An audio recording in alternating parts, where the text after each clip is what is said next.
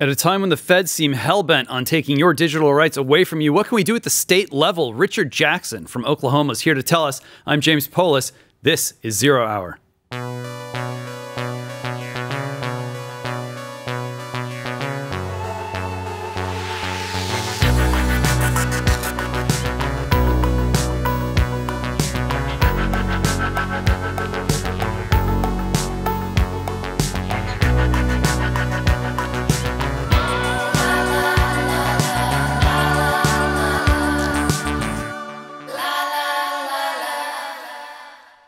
Richard Jackson is the Oklahoma Deputy Attorney General for Cybersecurity, Technology, and Digital Assets. He holds a JD and serves in the United States Marine Corps Reserve as part of the Marine Innovation Unit Technology Branch.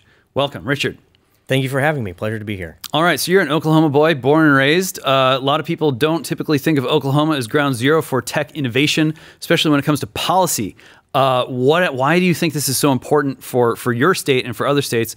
And how'd you get roped into this in the first place? Well, sure. So I would agree with you that some people say that the future is digital. I would say that the present is digital, and we're catching up to that. Yep. So from a regulatory perspective, government tends to be about 20 years behind industry. So we're always playing catch up. And so it's necessary at the state level to become intelligent about the things that are shaping the future of not only our state, but the United States and also the world. So we're trying to catch up in that perspective. And so how we got roped into it, I started out in cybersecurity about 10 years ago and learned computer science, electrical engineering, fell down the digital asset crypto rabbit hole, and knew that I wanted to move my personal career in that direction. And so when the Attorney General approached me about heading the cybersecurity division, I respectfully have requested that we expand the scope into cybersecurity, technology, and digital assets. And here we sit today. Yeah, they said yes. And this was a couple of years ago, right? So you must be getting calls saying like, wow, you saw the future. How'd you do it? Well, and so I stand on the shoulders of giants, as do all people. I've had a lot of great mentors and a lot of great opportunity to have a vision of the future. Serving in the military, I got to see kind of behind the curtain on a lot of the work that's being done or was being done in modernizing the military forces as it relates to great power competition and the need to innovate in the military space. And I'd leverage those lessons learned into the other areas, cybersecurity and digital assets, and saying, we really need to learn to lean in on the adjacent possible future and dig claws into it and ride this thing all the way out, because it's going to be the future. Yeah, okay. So let's talk about military for a little bit, then we'll do InfoSec, and then we'll do digital assets and Bitcoin and all that good stuff. China seems to have us by the short and curlies right now. We know that they're capable of messing with our strategic infrastructure. We know that we're way behind on human intelligence. We might have a guy or two running around somewhere out there, but it's looking really bad. Meanwhile, they got tons of spies out here, some of whom are sleeping with sitting congressmen. What's you going to do? And we've got this, great power competition is back. The situation in the South China Sea is not looking so hot for the USA. We have allies, but some of them seem a little reluctant or feel like they're just kind of stuck with us. It seems like a really bad hand. Yes, we can tech up our military. We're doing some of that. Some of the private contractors are making great strides. That seems pretty good. But overall, it looks like not the kind of picture that you'd want to inherit from, say, an outgoing Joe Biden presidency. Just how bad is it? And where can we actually move things to our advantage? Well, on the one hand, I would agree with you and say that we have ourselves to blame. We spent 20 years in the Middle East and around the globe fighting non-state terrorism, and that became a problem that we were comfortable in having. Right? We felt like we understood it. We felt like we could contain it, and in doing so, in terms of modernizing or adapting, we got apathetic and atrophied. So 20 years or 30 years, if you want to count, probably the start of the Desert Storm, about 30 years where we were the preeminent military on the planet, and we didn't feel like we needed to get any better. Fast forward 25 years, you're now facing a China that's technologically advancing, a Russia that is flexing its regional capacities, capabilities, and influence. And I think that what we weren't doing for 30 years, we're now waking up and realizing that we have ourselves to blame. We have been behind the eight ball on advancing and innovating and modernizing for granted, assuming that we would always be preeminent. And here we are faced with, as you put it, less than ideal circumstances. On the one hand, that is the case. And at the same time, I'm optimistic that if I've recognized it, there are very smart people in the military who are results oriented. They see the big strategic picture. You saw in the early 2010s and then into the late 2010s, an emphasis on Defense Innovation Unit, Army Futures Command, Marine Innovation Unit. There's a real understanding that we are in a new era of great power competition, and it is incumbent on us, when I say us, whether it's the individual, the institution, the nation, to really drive the advancements that we know are necessary to move us forward, whether they be technological, whether it be social, whether they be organizational, administrative. Everything is back on the table. Yes, it's not an ideal hand. 1940s were not an ideal hand either, but the American spirit and the willingness to fight for something that you believe in is still very strong. Can we rekindle those billows and show the world again what America is capable of? Yeah, I mean, it's tricky though, right? Because we're not really dealing with Nazi Germany. We're not really dealing with Imperial Japan. Not a huge appetite in the U.S. right now in terms of public opinion for World War III or 4 or 5, depending on how you're counting. How do we rise to the occasion here in dealing with China without tipping off, the global conflagration that, I mean, one of my favorite Donald Trump quotes or tweets anyway was, I'm just trying to stop the world from killing itself, and always a little tongue in cheek with Trump. But in this case, I mean, gosh, we don't want this to tip into full blown global war, right? Right. So at the farthest end of conflict spectrum is conflict. And then you have a crisis which kicks that off. And before that is the competition phase. We are in that competition phase. So how do we avoid crisis and conflict? Well, we work to expand the U.S. competitive advantage. Either expansive, that's where you see things like artificial intelligence, the work done in the innovation space, particularly the dual use industrial base innovation promotion. So you're seeing it everywhere. Chips, UAS, AI, advanced technologies, that's expanding the U.S. competitive advantage. On the other end, which is another reason I kind of built the job that I have as it is cybersecurity is a preservative competitive advantage. So on the one hand, we're expanding competitive advantage and deterring would-be adversaries when they sit down and do the calculus and they rack and stack and say, well, could we win or will we lose? Expanding competitive advantage makes the opportunity of crisis and conflict less appealing.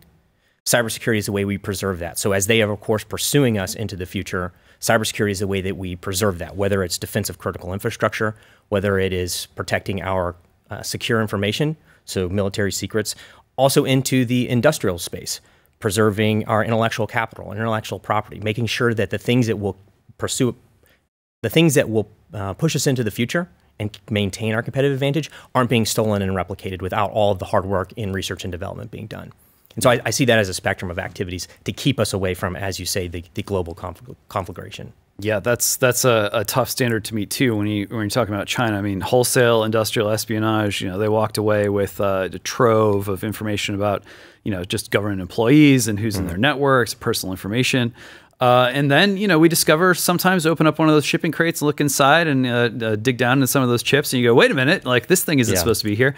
I mean, it's really sophisticated and there's lots of it. What counts as a win in this environment? How do you know that you're succeeding? Well, and so a great book one of my friends gave me was on the development of artificial intelligence. And it effectively says that if you pursuing an objective you think you're chasing in innovation is not going to be the result.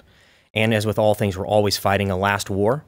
And so we say, well, China's advancing in manufacturing, they're advancing in technology, they're advancing in all the things that would have won Desert Storm or the global war on terrorism. Are they doing the things that will win the next one? We can't know. There's too much noise in the signal right now. We will only be able to look backwards.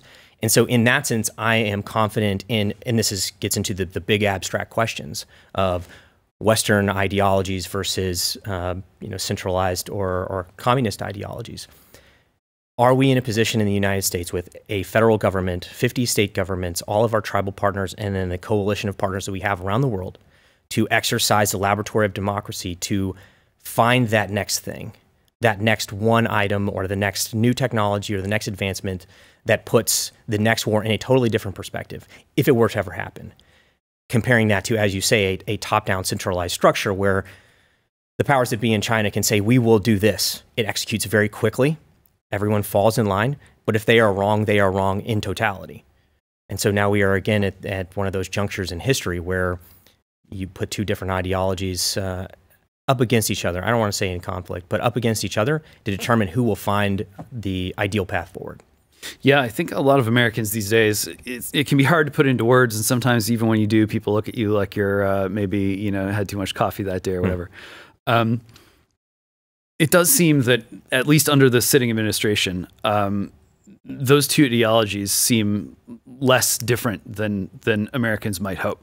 And I do think that there is pressure. There's kind of environmental pressure caused by the type of technology that we're dealing with and the pace of its development. Pressure to centralize. Pressure to look at democracy as kind of, it's too chaotic, it's too complicated, it's too slow. Some of this stuff goes back to, you know, guys like Tom Friedman, who, and this was years ago, if only we could be China for a day. You know, these guys, they just sort of say, do this, and it gets done, and it's so efficient. And there has been that kind of China envy going for a while now, at least in some quarters of the U.S. elite. And I think it's in danger of accelerating under AI. Where, I mean, you look at what the Biden administration's done with sort of whole of government, whole of society, AI executive orders. They bring in the guys from Google and Microsoft, and they sit them down with the NSA guys. And I mean, you know, the NSA, former chief of the NSA is now on the OpenAI board. You can see how everything that Eisenhower warned about the military industrial complex would seem to apply triple or quadruple to the sort of AI intelligence complex. And so there is a lot of pressure to move away from that laboratory of democracy model and move into this like state within a state, government within a government, sort of secret government of super tech, super scientists. How do you avoid that? Or do we just have to accept to some degree that's going to be part of the mix? Well, I think you first start with recognizing, again, first principles. The success that comes from capitalism is not that it can allow for opportunities to be accomplished, and success is that it permits failure. Right? What is it? 9 out of 10 small businesses fail. Yeah. That's what makes capitalism so resilient, is that we put lots of ideas out on the table, capital allocations get spread very wide, and we say, let's see what succeeds. Most of it will fail, some of it will succeed, but we take a distributed perspective on, well, we can't know the future, so let's effectively hedge our bets. Countering that to, as you say, an emphasis on centralizing. I understand where that comes from, and where there is uncertainty breeds fear, and a fear you would seek to control. So because we do not know, some would say rather than advocating for the things that make capitalism or Western ideologies great, only I know, or only I can know, or we know best. We are the experts. Let us control and centralize. We will take us into the future. Leveraging that with AI and a lot of advanced technologies, I think you could say that there's a new technical lever, a new technological lever to exact that onto a population. But control does not necessarily breed success. And so even in industry, you see there's the effective accelerationist movement, and then there's decelerationist movements. So even in the AI community, there's not wholesale consensus on we need to centralize with the government. There are those who push back against it. And fortunately, in this country, we have the opportunity to respectfully disagree with one another. And even inside of an industry like big tech, like where there are very polarized or centralized ideologies, is that there's still opportunity to disagree. And again, in the capitalist system, you say, well, I'm going to be contrarian. I'm going to bet a different direction. And so while yes, there are efforts to centralize, there are efforts to do as what you say, there's also the opportunity for those who are willing to act to counter that and show a better path forward. Yeah, it's been really remarkable, maybe not surprising, but still remarkable to see even tech itself, Silicon Valley, really start to split on some of these issues. Where, you know, the way that I joke about it is if you're a big tech company that's hardwired into the strategic infrastructure, an Apple, an Amazon, a Microsoft, you're basically supporting the sitting administration. But if you are a mere contractor to the federal government and you're in tech, at this point, a lot of those guys are starting to hope that Trump comes back. That's new, I think. And it is potentially decisive. I mean, Trump is really starting to move forward or take up more bold steps in the direction of engaging with tech. He's accepting Bitcoin. He's talking about AI. He's meeting with people. He's having the fundraisers. This isn't like it was last time around, last election cycle. Are you tired of living in a blue city or state? Do you want to get away from crime and people hostile to your way of life? Is it even still possible to live in the America of your childhood? Well, I want to tell you about a company called RidgeRunner. RidgeRunner is building new communities in historic America. You no longer have to settle for living in a place where everything you love is being destroyed by those who hate you. With RidgeRunner, you can once again live where the things you love are cherished. RidgeRunner picks pristine land in rural Kentucky with top-notch natural beauty, value, and location. Move to a RidgeRunner community and be surrounded by patriotic, ambitious Americans that have chosen to live in a setting where their children can run free, their doors don't need to be locked, and natural beauty is abundant. If you have that pioneer spirit and are ready to join Appalachia's rising future as you build yours, schedule a call today to learn more about RidgeRunner properties. Whether you work from home, you love to hunt and fish, you finally want to build that homestead you've always dreamed of, or simply just to be in a community where your way of life is prized, RidgeRunner is ready to help you find the ideal property. With small acre lots starting at just $35,000 to large 100-acre holler lot farms, well priced under $400,000, RidgeRunner has options for anyone seeking a life piloted on the old ways in Kentucky. Visit www.ridgerunnerusa.com today. Do you have trust in our tech elite right now, or do you see more the insurgents being where the action is? Well, I think kind of a good rule of thumb is, right, trust no one, trust but verify. Yeah. And so when we say the words tech elites or this, I think we have to recognize that there are public facing perspectives or public facing facades, and then what's happening behind the scenes. Sure. And so even you could say, well, Silicon Valley versus the world, or Silicon Valley versus, well, companies are moving out of California.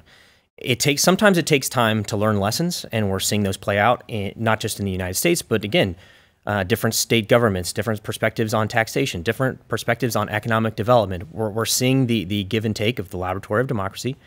And while we may say that there's an alignment between big tech and certain administrations or certain political affiliations or perspectives, is that they are leaving and they are moving and they are self-preserving organisms. And when they see that things aren't working, they're willing to change. I think you could even look at the federal government. In 2001, 2002, 2003, the national security strategy, every other word was non-state terrorism.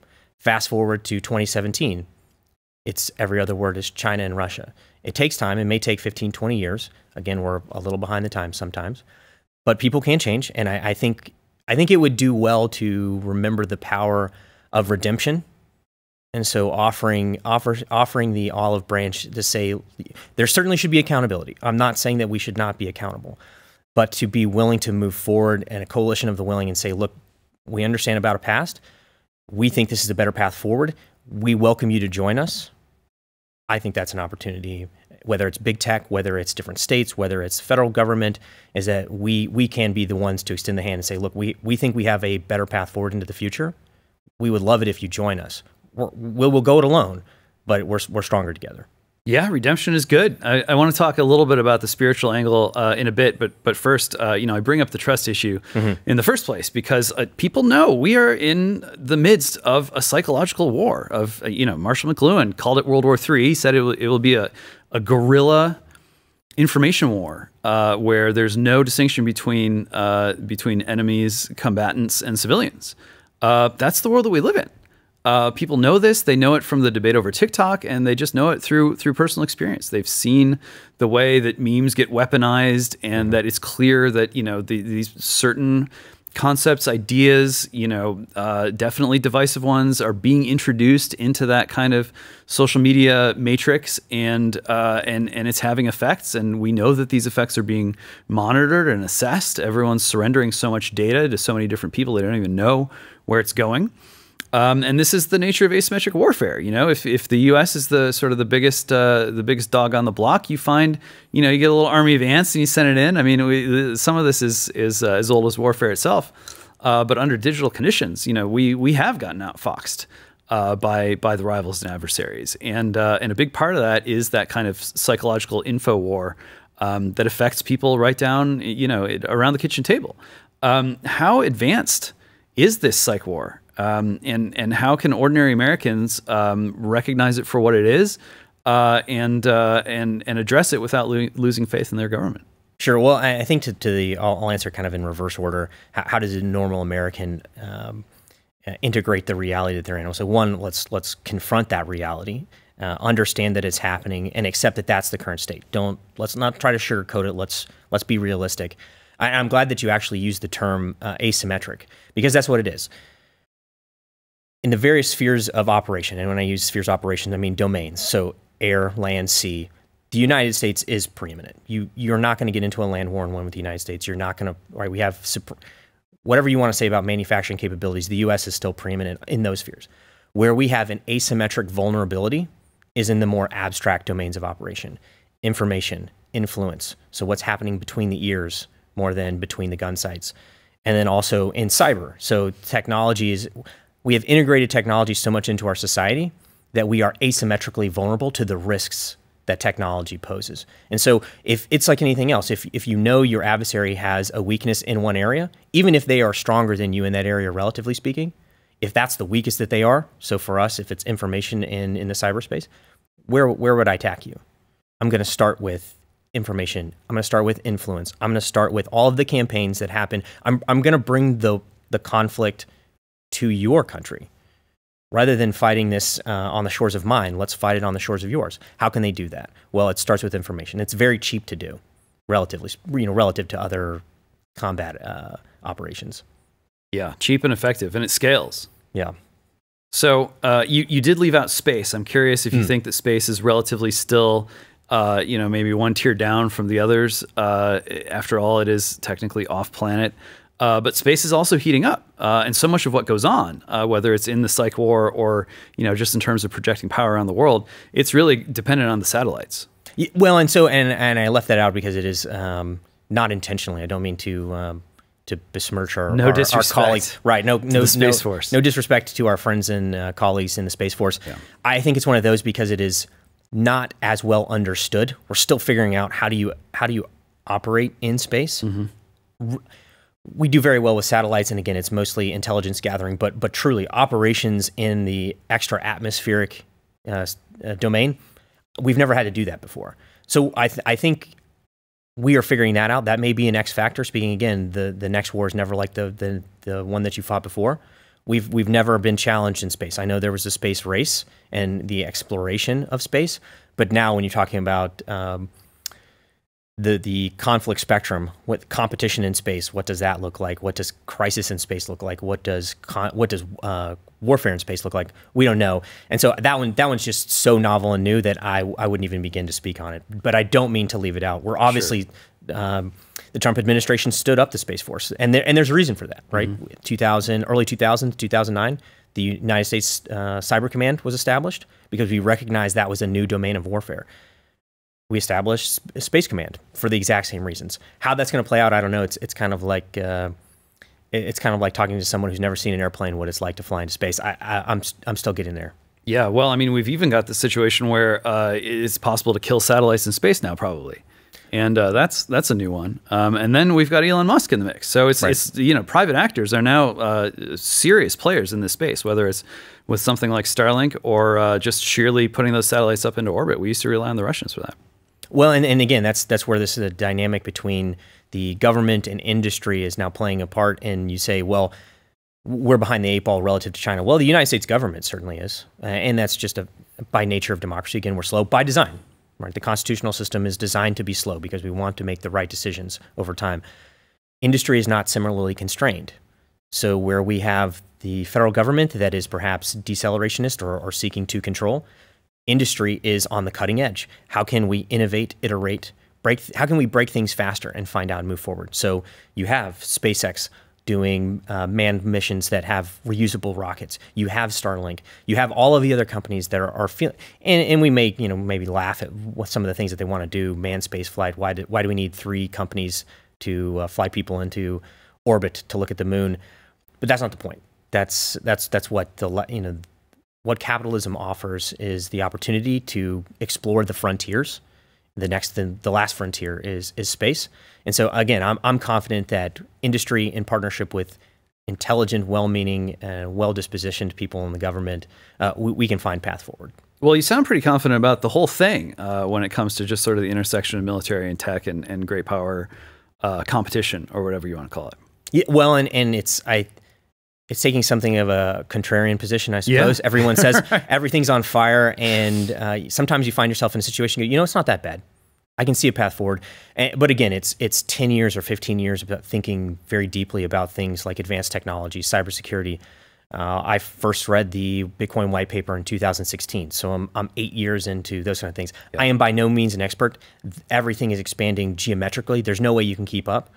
But I'm a little bit more comfortable than I would say than the average about what we're discussing. And I can see that adjacent possible, a future that I'd want to accomplish.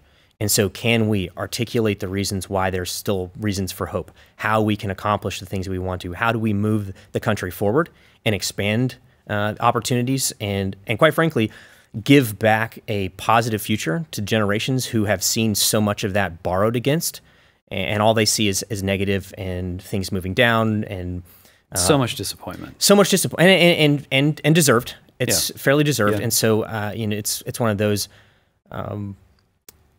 personal.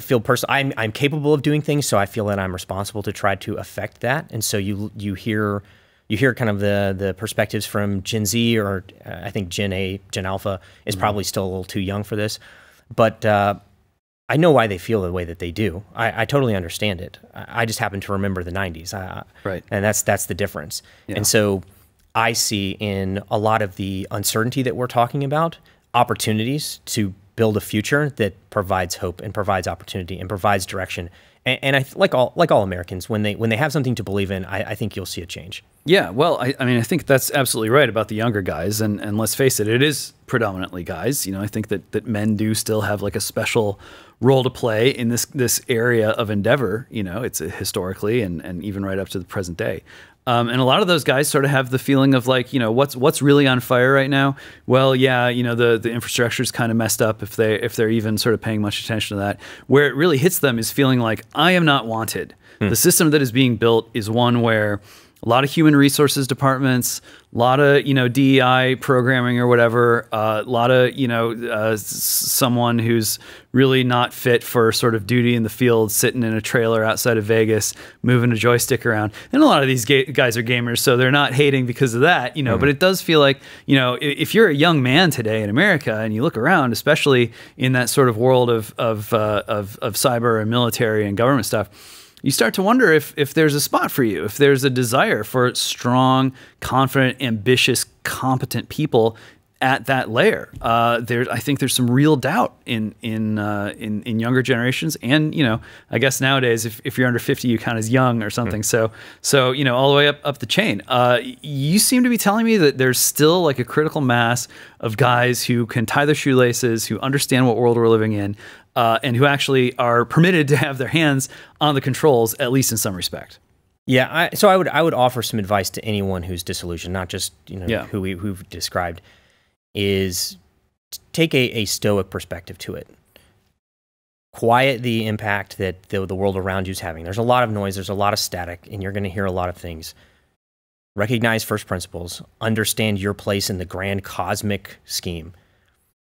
Don't be so affected by what's happening around you. Opportunities come and go. We could say, I'm not getting something because of this. I'm not getting something because of that. Take an extreme ownership of your position. If you didn't get it, be so good at what you do that people can't deny you. I don't care who, if you say, well, we got to start people a little further back from the starting line. Be faster. You can win the race, but you still have to run it. Don't take your present circumstances and the disadvantages you may think you feel as a reason not to try. You'll be surprised. You'll be surprised at how paper thin some of those walls really are. Yeah, I've seen a few memes. I mean, one of them, this is so recent that I haven't even like managed to memorize the guy's name yet. But one of the guys running for Prime Minister of France right now, as France is going through its own sort of everything's on fire moment, is, you know, young guy. I think he's like 6'3". Former 4chan poster and Call of Duty streamer. And, you know, the memes are like, you have no idea how powerful you are, what opportunities there are out there for you. It sounds like you're telling me the same. Well, you know, when the house is on fire, people just want to get carried out. Yeah. So don't worry too much about what people say when there's not a crisis. The Air Force likes to, you know, tying in our friends, the Air Force likes to say it's really easy to plan in a 1G environment when you're sitting here on the couch and saying, well, what are we going to do? It's a whole different thing when you're up in the air and the missiles coming in. So again, in circumstances of crisis, of uncertainty, of risk, that's where, again, those barriers, they will come down, because at the end of the day, results matter. And so what anyone might tell you about who you are, or what opportunities you should have or shouldn't have, or how we should stack the deck against you, existential crises don't play favorites. Be good at what you do, hone your skill, hone your craft, get smart, get resilient, get tough. And when the alarm goes off, raise your hand, stand up, volunteer, and carry forward. And all of that noise will go away. And you will be left with a piece that you will not have understood in being willing to wade into uncertainty, into risk, into all the things that people are scared to confront. Be bold. Go forward into the decisive decade and find what you're made of.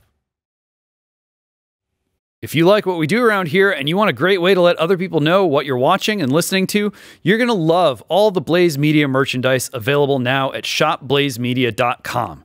Everything from the Blaze Heritage and Blaze Media collections: jackets, t-shirts, hoodies, socks, mugs, candles, flags, and a whole lot more.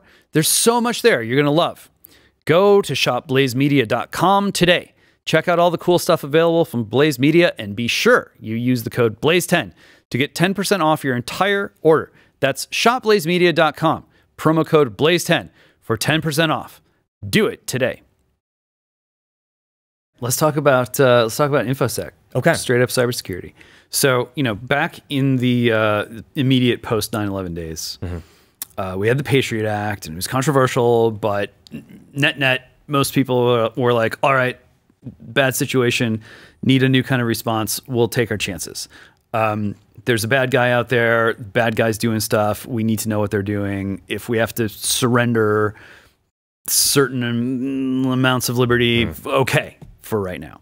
And then that kind of led to a trough where a lot of Americans are saying, no, this is abusive, it isn't. Maybe it's keeping us safe, maybe it isn't. How do we tell? There's a secret court. This is, you know, it became sort of like culturally detached from that mission, had a hard time assessing it, started to become suspicious, skeptical, obviously Snowden, all that stuff. People really started to see the surveillance bargain as one that wasn't serving them anymore, where they were giving up too much and not getting enough in return. Now things are kind of moving in a direction again where it's like, well, you know, China seems to be up our butts in all these kind of different ways. We can't just sit here and do nothing. Yes, it sucks to have all your data go into the data centers, never to be seen again, except by a small group of people who you will never know. So it's kind of in tension right now. But on a bad day, it does seem like the current surveillance structure offers us the worst of both worlds, where it's like, well, China's still eating our lunch, but on the other hand, you know, the government, who might not always want us to even say things that they don't like on the internet, gets to monitor everything we say and do. And if we post a meme that they don't like, they're going to put us in jail. How do we strike that balance? Can we strike that balance? Well, and it gets back to, you know, earlier part of the conversation where you said, well, what can the average citizen do? It's again, recognize that the world that you live in, we got, for a lot of various different reasons, the 90s were great. It was the heyday. It was the monopolar moment. The United States won. We got comfortable. We got complacent. And the world changed around us. And it wasn't until post 9/11 when we traded, in that apathy, we found ourselves unprepared for what was happening. And we traded principles for security. And we've gone back and forth, as you say. So recognize again that we always have to be mindful and intellectually resilient, that the process is the outcome, and that we always need to be getting smarter. We always need to educate ourselves. It's incumbent on us to take ownership of moving forward in the process. And so as it relates to information security, you say, well, my data is being shared. Well, get smart on where it's going and what you're using. Sometimes that will mean you have to leave a platform. Well, life isn't always fair. Life isn't always great. So sometimes that's what you just have to do. Yeah. The world owes you nothing in some respects. Again, take a stoic extreme ownership perspective. Okay, engage in the process. We can crawl in bed and turn off the lights and hide out. Well, the world's going to revolve around you. So engage with your lawmakers and engage with regulators. Say, I don't think that these things are right. How can we be better about it? So on that other end, and then of course there's military operations and cybersecurity and critical infrastructure. I think I'm equally optimistic in the opportunities that all of that poses, given just how much of a mess it feels like it is. But where there's crisis, there's opportunity. What's it going to take to get us a federal government that effectively messages to the American people, hey, we care about your rights in this area. We want you to have good InfoSec personally. We want you to have privacy. We want you to be able to lock down your own data and make sure that you have some ownership and some sovereignty over it. Is that wishful thinking? I mean, is that going to happen? Well, at the federal level, I would say that there are a lot of problems, and I don't know where information security or data ownership or data rights falls on the list of priorities, but I'm willing to bet that it's probably not at the top. Yeah. That's where I think, again, the more local you can be about that, probably the better. And so I think the federal government will more or less borrow from the states that are doing the best.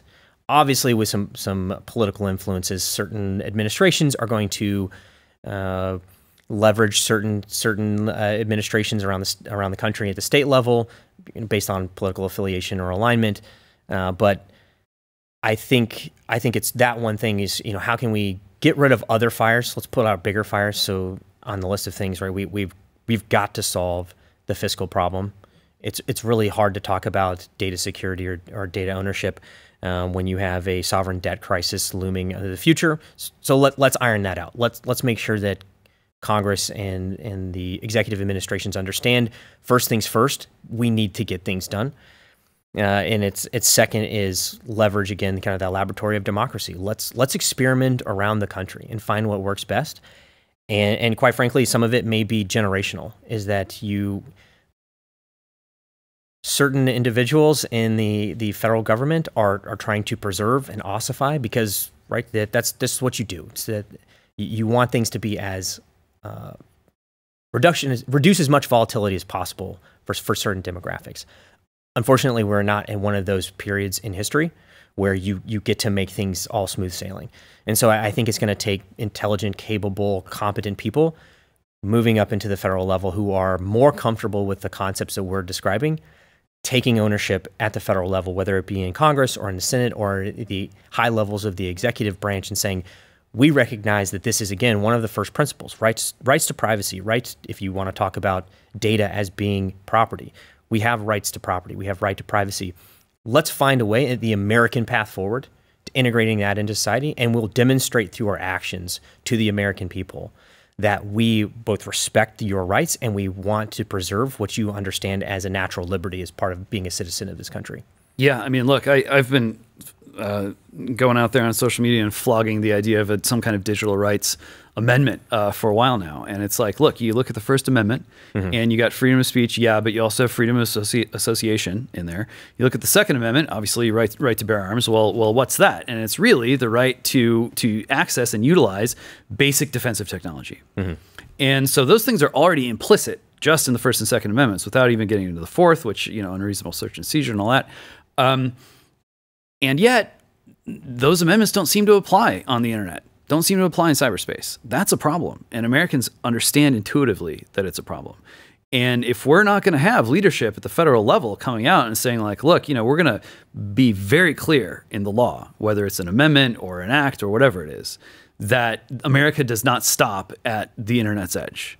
If that's not going to happen in Washington, then it sure needs to happen at the state level. And so when I hear you saying, hey, the feds are probably going to start looking to the states wherever the laws are working best to create that kind of optionality and protect our constitutional rights, that seems like good news to me. And it may be that they're in a situation, whether it's Trump or Biden or whatever, that they really don't have a choice because we're not seeing that kind of laboratory of democracy taking place in D.C.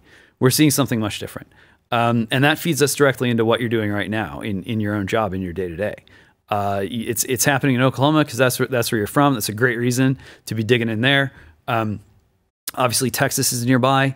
A couple states have been sort of nudging ahead on kind of digital rights stuff.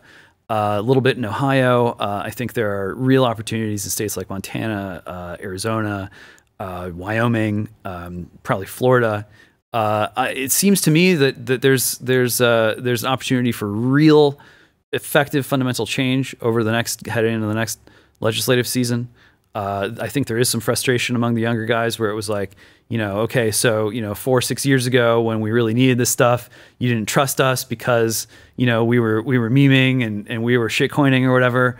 And now you're begging for our help because it's 4 or 8 years later, and suddenly you don't look at us as kids anymore. Finally, we have gray hair, so it's okay. And so I try to be fair, and I understand that like that sort of older generation that's in Washington that just doesn't want to just give the teenager the keys to the car. Like I get it. But maybe it is so late in the game that that there does need to be that generational turnover. So just catch us up to speed on exactly what you're doing when it comes to digital assets, digital rights in the state of Oklahoma, and how fast you think that kind of legislation can spread and really be that model for federal action. Sure. Well, so at the most abstract, we are reasoning and educating by analogy. You say, whether it's generational, whether it's background, whether it's perspective, there seems to be a disconnect with the opportunity that digital assets plays and the activities in the government, whether it's state or federal. Well, reasoning by analogy and getting congressmen and senators comfortable with the ideas, that's really what we're doing. So we're articulating, as you say, a nexus to First Amendment.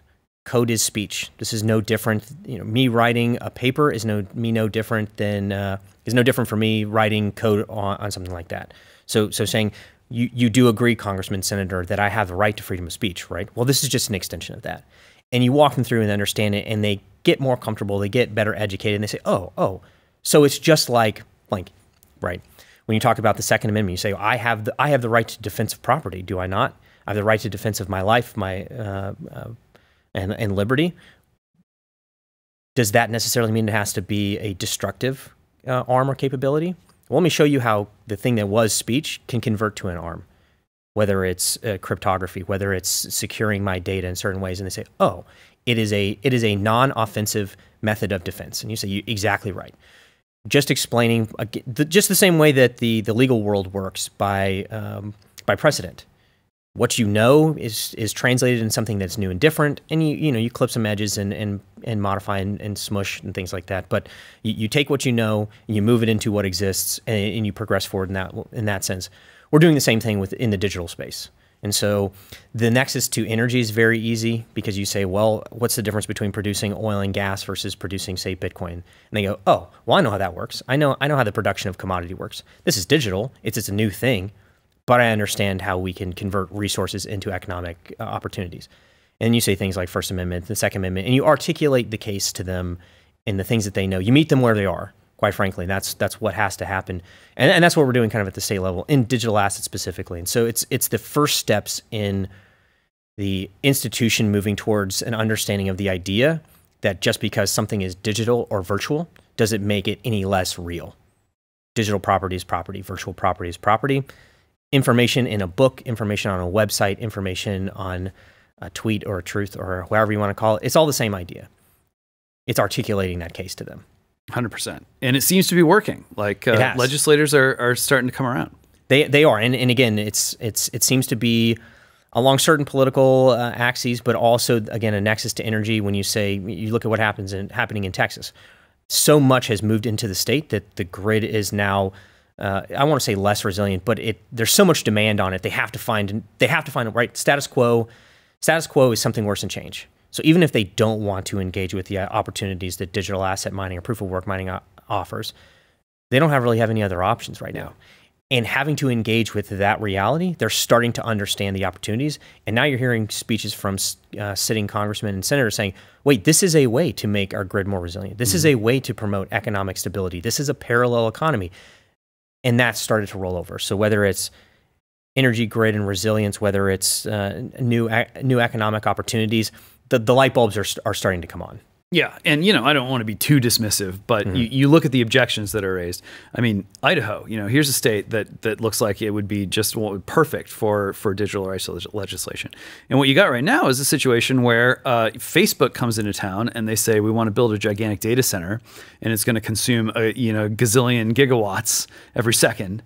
and the state says, okay, great, and we're going to give you, a tax credit because you're creating jobs. But you Bitcoin miners over here, you're consuming energy, and it seems to be a lot, and so we're maybe not going to let you mine. That kind of disconnect. You look at a state like Arkansas, they got Bitcoin mining there, great. Well, surprise, surprise, if you open the doors too wide, you get companies that come in and you go, well, wait a minute, what is this company anyway? And oh, is this actually a Chinese company? And oh, maybe it is. Obviously, that's a problem. But then, some of these guys are really risk averse and they say, well, just shut the whole damn thing down. Also not a very good idea. I don't see any real objections to moving in the direction you're moving Oklahoma. And in fact, I agree with you. Like, the options are running out. If it's not going to be this, it's going to be CBDCs. It's going to be further concentration of financial power and the ability to even define what counts as finance, the ability to define what's currency. Even right now with the Federal Reserve, they're not turning the crank on the printer. They're just pressing a button, adding zeros. And that's not real worth. That's not real value, And if we continue to move down that road, you talk about the debt ceiling, like the whole thing's going to blow up if you look at that dollar bill, which most people, are hardly even using cash now, but it's still, backed by the full faith and credit of the United States government. Well, what's backing that? And it's the full faith and credit of the American people. And the American people are starting to say, like, a dollar, what's a dollar anyway? Daddy, where does money come from?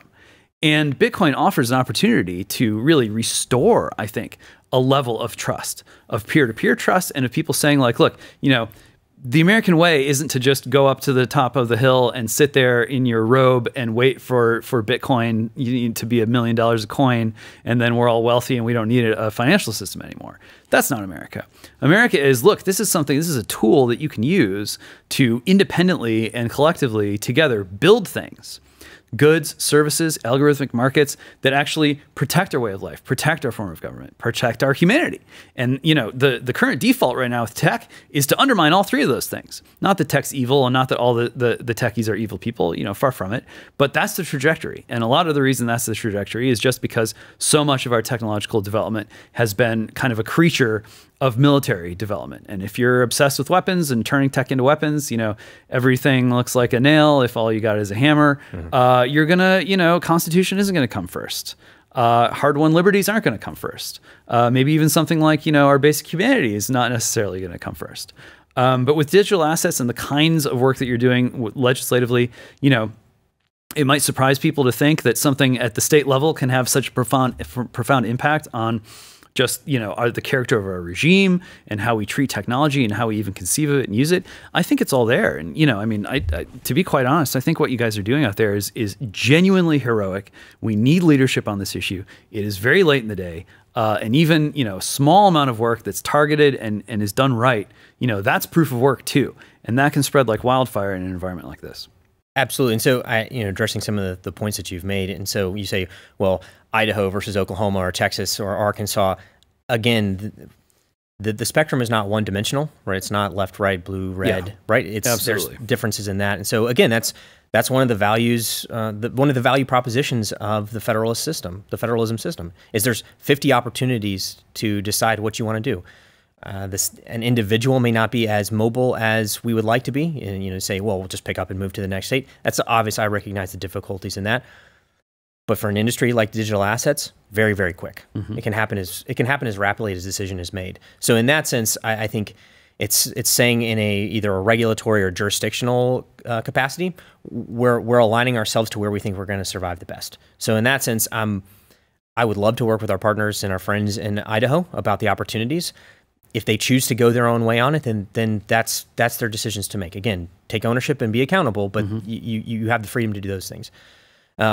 Another factor that's compounding it is the world is digitizing. The world is decentralizing.